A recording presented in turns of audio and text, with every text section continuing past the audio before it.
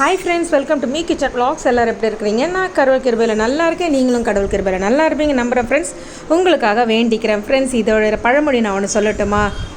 இளைத்தவனுக்கு எள்ளும் கொளுத்தவனுக்கு கொள்ளும்.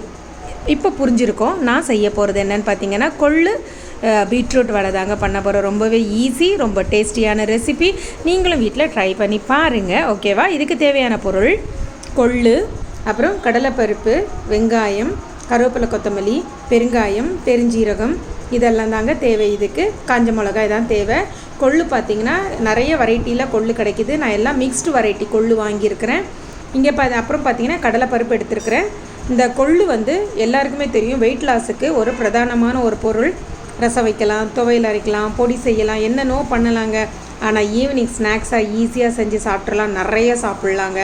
அதனால் நீங்கள் வடை மாதிரி செஞ்சு சாப்பிட்டிங்கன்னா வெயிட் லாஸ் சீக்கிரம் பண்ணிடலாம். ஓகேவா?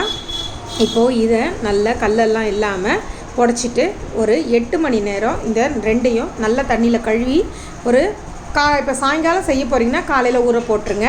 ரெண்டுமே ஊறிடும். இப்போ பார்த்திங்கன்னா நான் ஈவினிங் டீக்காக நாங்கள் ஊற போட்டோம். இப்போது இதை நான் அரைச்சிக்க போகிறேன்.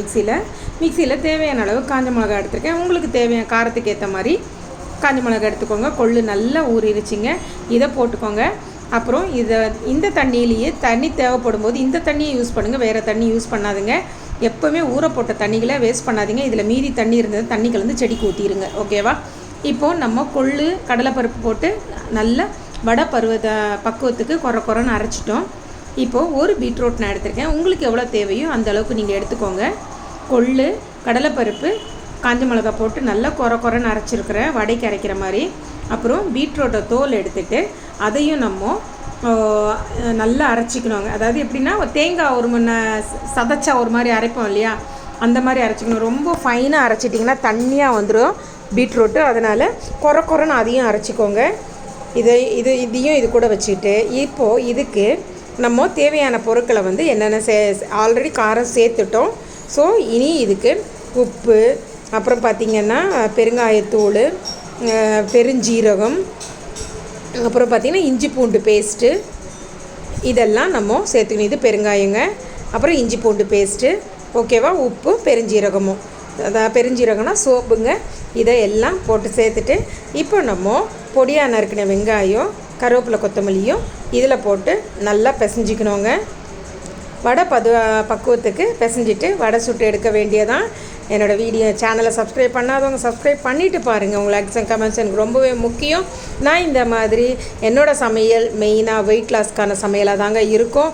ஈஸியாக எம்மியாக அவசரமாக வேலைக்கு போகிறவங்க செஞ்சு சாப்பிடக்கூடிய ஒரு பொருளாக சமையலாக தான் நான் செஞ்சு காட்டுவேன். அதனால் என்னோடய வீடியோஸை ஸ்கிப் பண்ணாமல் பாருங்கள். ஓகேவா?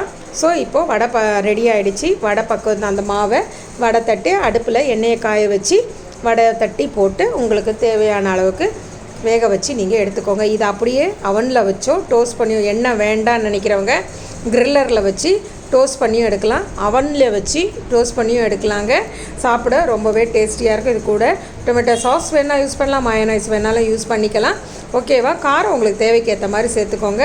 அதனால் எள்ளு கொள்ளும் உடம்புக்கு ரொம்பவே நல்லதுங்க. ஸோ அடிக்கடி இது ரெண்டையுமே நம்ம சேர்த்துக்கிட்டால் உணவே மருந்து, நம்ம டாக்டரை தேடி போக வேண்டாம். ஓகேவா? ஸோ இப்போது நம்மளோட கொள்ளு பீட்ரூட் வடை ரெடி ஆகிடுச்சு.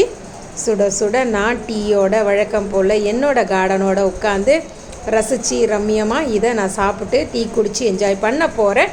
நீங்களும் உங்கள் வீட்டில் ட்ரை பண்ணிவிட்டு எனக்கு கமெண்ட் பாக்ஸில் கமெண்ட் பண்ணுங்கள். ஓகேவா? நான் இன்னொரு இன்ட்ரெஸ்டிங்கான ரெசிபியோட உங்களை நான் மீட் பண்ணுறேன். அது வரைக்கும் take care and bye. Have a nice day.